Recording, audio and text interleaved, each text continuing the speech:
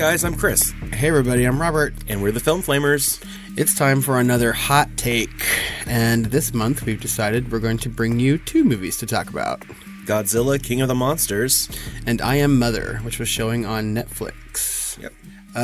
We were looking forward to Godzilla, King of the Monsters for quite some time, I think. Like, the trailers looked really good. Yeah, whoever's doing the trailers for the Godzilla movies knows what they're doing. For real. Because their use of music and editing and everything else is wonderful. I think in the first Godzilla trailer, they used music from like 2001 A Space Odyssey, and this one they used Claire de Lune to amazing effect, especially with like the beautiful like Mothra thing coming out of the water and everything. It's really it was really quite amazing. So we decided we were excited about Godzilla for once in our lives and went to go see it. And not only were we excited about the trailers and the way they looked and sounded, but Michael Dougherty is the director of this. Yes. Someone that we love very much. We've covered two of his movies on this podcast. Krampus and Trick or Treat.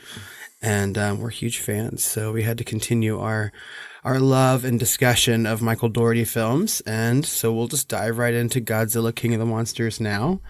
It was released at the end of May or mid-May. Yeah, I believe so. So, I mean, obviously, it's a little late coming out, and I assume that most of y'all have seen this movie. May 31st. May 30th, so the end of May. Okay. Yeah. So we assume that, many of you, if you wanted to see Godzilla, have gone to see it already. So just in case you have not, just be aware, like in other hot takes that we have given you guys, there will be some spoilers mentioned. So if you have not seen either one of these movies, go watch them and come back. Another reason why I was excited for this one was, of course, Bear McCreary did the music for it, and the music came out ahead of it, and I was a huge fan. I'm always a huge fan of anything Bear McCreary does, generally, and he did an amazing score for this film.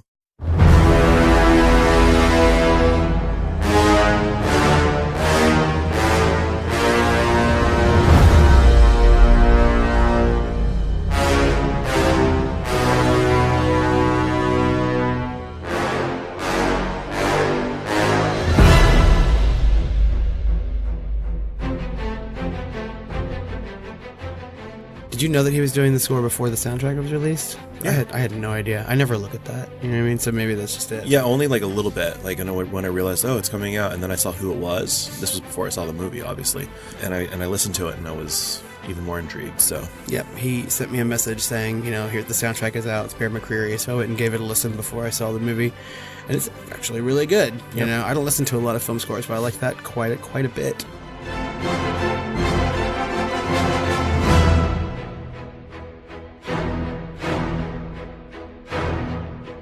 So Chris went to go see this before I did. It took me a couple weeks to get to the chance to go see it. And he had already told me, that he liked it and especially liked some of the monsters, right? Yeah. And I have to agree. I think that the best part of this movie for me was those monster effects. They looked good. Oh, they looked great. And it had a good cast, too, between Kyle Chandler and Vera Farmiga, Millie Bobby Brown from Stranger Things. Fucking Sally Hawkins was in this. Charles Dance, Zhang Zi, and Ken Watanabe. Yeah, I was really surprised to see Sally Hawkins pleasantly. Like, I like her work. I thought she was really good in The Shape of Water, even though I have, issues with that particular movie. But, I mean, her performance is great. Yeah, so. Of course. And she was good in this movie. And, for the most part, I wasn't too, blown away by some of the acting in here. I mean, Millie Bobby Brown did a good job, which I was also surprised about. But Kyle Chandler, who I'm used to seeing in things like Friday Night Lights and other things on TV, and he normally does a pretty decent job as an actor. But for some reason in this movie, I was just like, I'm not buying any of it. Every time he was saying something, I was just like, okay, maybe it's just the character. I don't know. Yeah, it was fine. It's a big dumb monster movie. I thought the acting was fine. I thought the pacing was fine. The one thing that bothered me was that they kind of discover this Atlantis area underneath the ocean tunnels, I guess. Yeah. And the first thing they do is nuke it to, I guess, recharge Godzilla or whatever. But it was a really cool designed area. So a lot of the design of this film is really cool, especially of the monsters and everything. But that area under the ocean and that ancient civilization, all that stuff was really intriguing to me, and I would have loved to explore that more. And maybe they'll explore it in a sequel more But at the same time, I was like, no, don't nuke it. Fuck Godzilla. Explore the city. But that's just me. I'm a big nerd. Yeah, so the monsters were great. I think they looked really good, and I really enjoyed all the scenes that had the monsters in it, especially like the birth of each monster, right, from its particular place in the world. Yeah. And that's kind of the movie that I really wanted to see after, seeing Mothra Born at the very beginning. I was like, oh, this is going to be really good. And then all of a sudden it starts to have a plot. And I'm like, no, I don't need any of this like special machine that helps like talk to the monsters and like family drama and shit. I was like, no, can't you just fly all over the world and watch the monsters being born in like Colorado, wherever the fuck they're going to be? I was like, that would have been fantastic. Well, they did do that. They did, but I wanted to see more of it. We got to see snippets of some of these other monsters that I had never even heard of from Godzilla movies. I mean, like the some ones of them that are were new, on some here. of them are old, but I really liked how they showed not just the giant, scale of these things, but they'd also zoom back down to the ground. Rodan was a good example of that, where he was just flying over the city or whatever, and then you'd see the effect that would have of him flying so close to the city, and people are just like blowing out of the streets and stuff, like they can't even, it's like a tornado hit or a hurricane or something. Just from the thing just flying by, not even flapping its wings, just flying over the city because he's just that big. Well, and then like especially for the Rodan part or whatever, they sort of hint at like how these monsters affect the local folklore of where they come from. Oh yeah, right. Mm-hmm. And I thought that was super interesting too. There's so many ways that this script could have gone if you're trying to do some sort of like overarching introduction to some of these monsters, right? So I mean, we obviously had the original Godzilla from like 6 years ago or so. I don't remember. Something. And then we had Kong Skull Island, and so they set that up. Yeah. So, I mean, that Kong movie was supposed to be separate, but I think that they bought it to fit it into this universe a little bit more. And I thought that Kong was a very good movie. I enjoyed it quite a bit. It didn't have near as many monsters as this one does, So this was a better monster movie, but Kong was probably the better movie overall. Right. But, and so looking forward, and when you stay to watch the credits for Godzilla King of the Monsters, you see what they're setting up for the next movie, Kong versus Godzilla, right? Yep. And Michael Dougherty's not directing that one, but he wrote it. Oh. Yeah, so cool. Hopefully, we'll get to see a little bit more of some of these other monsters that were, growing all over the world and what's going on with that, because I think they've really started something cool with this. So I don't know why it didn't perform better. Because it's, giant spectacle summer monster movie, right? But I don't know if it bombed or if it just is flat, because I think it was made for like $100 million or something, and I think it made like 350, but who knows how much marketing went into that. So it might have been a lot more flat than they really wanted it to be. Yeah, I'm not sure like what the actual box office numbers were for it. I was expecting it to make quite a bit of money because it seemed like one of those big blockbuster movies, and I thought they got into it at a right time before like the summer really started, I'm here on the site, and it says it's estimated the film will need to gross 550 to 600 million in order to break even, and it's only made 350 million so far. So that might be a bomb. Don't think that's going to happen. Yeah, with all the marketing costs. So I mean, the movie opened at number 1 its particular weekend, and then fell from that spot the following weekend. And I think maybe this summer is just weird when it comes to the box office, because I've been seeing other movies that, I had expected to make a lot of money, just not, Yeah. Seems like anything that's not put out by Disney this summer is not going to make any kind of money whatsoever. Well, more and more every season, I think the box office is fighting against like streaming, right? So I just heard last night there was the murder mystery movie that came out on Netflix, and like Adam Sandler's vehicle or whatever, and I think Jennifer Aniston's in it. Yeah. They're saying that based on the viewership of that film, if all of those viewers, now that's a big if all those viewers got out of the comfort of their home and the comfort of their Netflix subscription and went to the theaters, it would have made $120 million the weekend. That's the article I read this morning too. And I was like, I saw that headline and I was like, well, let me read this. I was just like, what? Yeah. See, but we don't really know if that's actually true or not, because Netflix will never release their numbers to people, right? I mean, it's something we can talk about when we go into the next movie. Godzilla was good. It was enjoyable. It's a fun popcorn movie. Me and my husband went to go see it, and we both enjoyed it and had a good time. It was actually a pleasant theater going experience. Like nobody was screaming or talking on their phone during it. So, I mean, I enjoyed it, and I will continue watching this series. So, Yeah, I agree with what William Bibiani wrote from Bloody Disgusting. He said, Godzilla, King of the Monsters is a big, kind of silly, but otherwise exciting blockbuster. It's gorgeous, it's epic in the extreme, and it features some of the most impressive monster fights you've ever seen. Maybe someday Americans will make a Godzilla movie that isn't just badass, but which also works on another level and resonates in a meaningful way. right. Which I think, I mean, a lot of people look back to some of the original Japanese movies, and it had a point behind it, right? Sure. And they're trying to have a similar point in these movies. I mean, they're talking about like eco-conscious stuff and things like that. But I mean, in between the monster fights, like the plot just didn't really work. And if you want to talk about things, you know, and be eco-conscious or whatever, have a reason to have these monsters, have some better dialogue, you know, maybe just a little better plot. But I mean, ultimately, I say go see it at least, you know, or watch it when it comes out on, you know. Yeah, it's excellent. viewing. It's excellent for its visual aesthetic. So I'm definitely going to probably end up getting it on 4K. And I will definitely come and watch it. HDR, just so I can see its majesty, you know, in my setup. So Yeah, because I would like the chance to be able to see those monsters a little closer, right? And take my time to look at it, because Michael Dougherty really did craft a very beautiful movie. I mean, as far as like, you know, computer generated effects and things like that, I think it looked pretty seamless and pretty. Like he knows how to craft a film, and that's good. Yeah. I will say though, Mike, if you happen to be listening to this particular podcast, as I assume you are, now that we've gone and done your big budget Godzilla, King of the Monsters, I think it's time to go back and give us Trick or Treat 2. Everybody wants it. Just give it. Come on. What do you rate this movie out of 5 stars? 3.5. I give it a 3 on Letterboxd. So I mean, it's sort of middle of the road, fun movie, you know. And maybe I went into it expecting something more, you know. And I mean, I have to stop doing that anyway. Better I say than that every average time. for me. Yeah.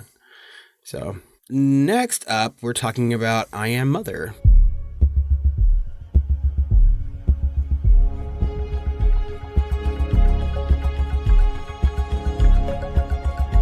Yeah, it's Netflix's 2019 science fiction thriller film directed by Grant Sputore, which I have no idea who that is, what they've done, but it stars basically just 3 people, Clara Regard and Rose Byrne as the robot's voice, and Hilary Swank, which I don't see enough of lately, so I'm glad she was in this. Yeah, and the acting in this movie was amazing. I thought everyone did an amazing job, and the setup was great. Essentially, it's about, like, there's been an extinction event or some sort of apocalypse, right? And so this robot is basically shown to have like 60,000 embryos for humans or whatever in this bunker or whatever it is, this high-tech bunker, and is trying to raise a human, in this case a daughter.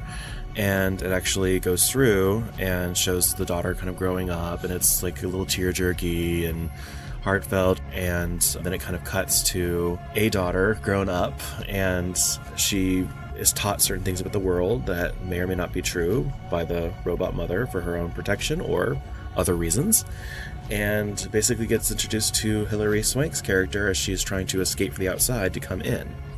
And the daughter, of course, wasn't aware that anyone else existed on the planet, so wacky hijinks ensue. Chris had sent a link to the trailer and a message to me, and I watched it and I was like, oh my god, this looks amazing. It was a fantastic trailer, right? I mean, we're just talking about Godzilla's trailer. This was equally as good. And I was like, oh, I really have to watch this.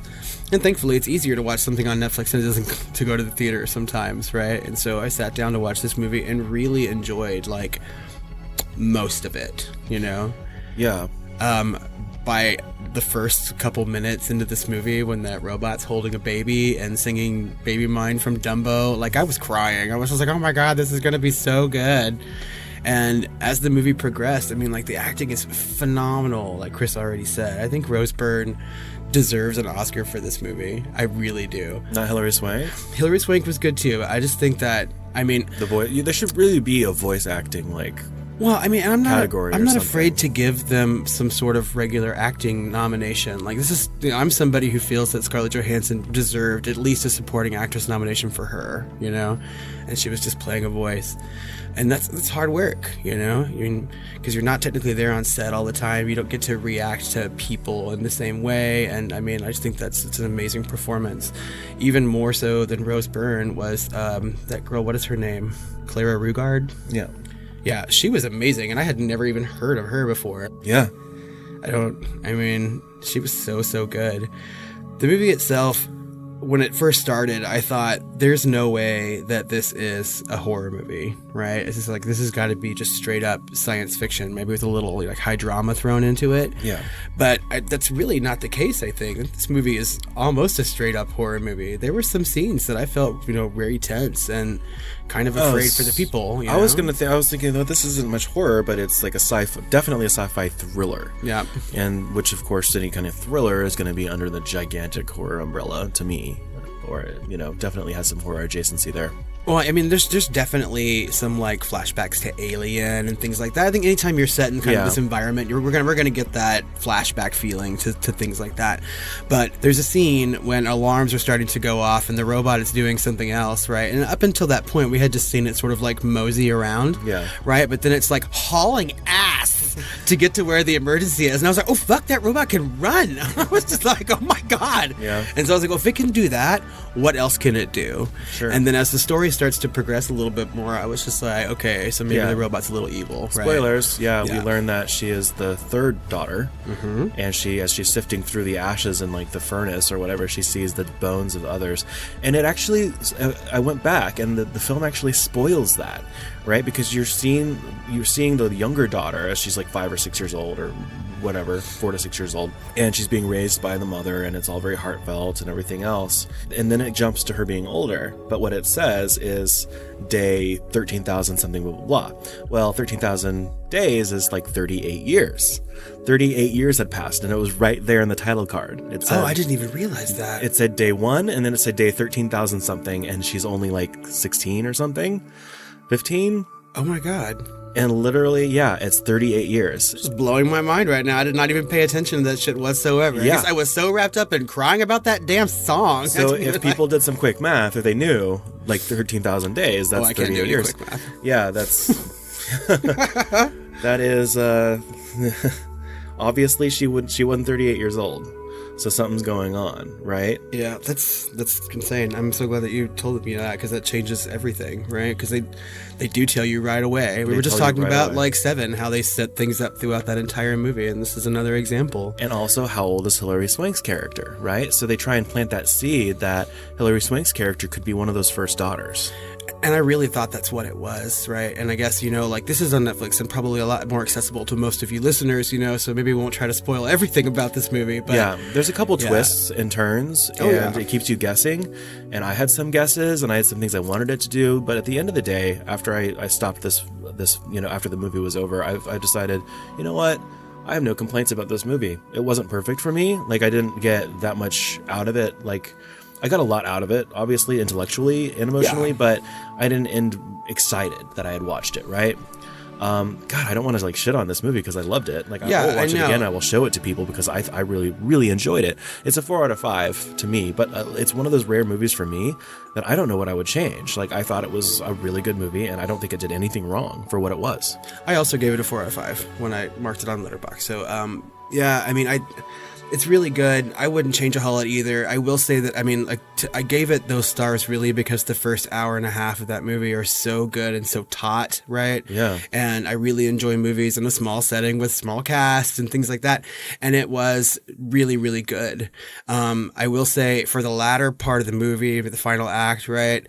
What I liked the most about it had little to do with the story and more to do with like the visual storytelling, because like the way the world that they've created looked so pretty to me, like luscious green cornfields. Okay, but that had just happened. Yeah. So it was kind of explained why that was the way it was. And everywhere you go, there's kind of desolation, right? And even that was pretty with the little ship in the background. I mean, I think the little ship in the background was a giant tanker, and it was like capsized or whatever. Right. I mean, you could clearly see that the world was, fucked. Yeah.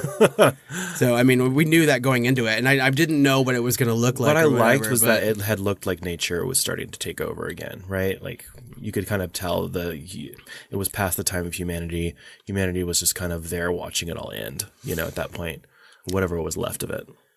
Well, thankfully they still have corn. Yeah. We're not going to spoil that part. No. who knows what happens with the corn, everybody. You have to go watch the movie. Who knows what happens with the beach? Yeah. All right, so we've already rated that movie. We both give it a 4 out of 5. I definitely go watch this one. I mean, almost everybody in the world has Netflix now. And I mean, I just saw a meme today on Facebook that said, bring more good horror movies to Netflix or whatever. And I was like, there's plenty. And there's movies like this that you might not think is a horror movie, which has some nice horror twinges to it. So go give it a chance. It was a great film. Yeah. Better than Godzilla. Yes, agreed. At least emotionally speaking. If you're looking for eye candy, Godzilla. Right. Well, I think that about wraps up our hot take for this month, guys. Stay tuned next week where we have a very special top 10 coming out. Based on this month's movie and next month's. That's right. So next month we are covering Silence of the Lambs. And earlier this month, you've already heard, we covered 7. So next week's top 10 will be our top 10 favorite Psycho Killers. Qu'est-ce qui c'est? Yes. So stay tuned for that. And as always, if you want to join in on the conversation, let us know what you thought about Godzilla or I Am Mother. You can come to social media. Find us at The Film Flamers on Twitter, Facebook, or Instagram. You can also send us an email at tiredqueens@filmflamers.com. Or you can call us at 972-666-7733. Let your voice be heard. That's right. And if you need even more Film Flamers content, head over to patreon.com/thefilmflamers, where you can find all of our bonus content for as little as $2. And this month, instead of doing our entrails of a scene, we're actually going to be giving you a conversation about Game of Thrones. So rush over there to Patreon and check it out whenever it drops. That's right. Final season, final thoughts. So, in addition to our regular sequel ideas for 7. Well, until next week with the top 10, guys. Sweet dreams.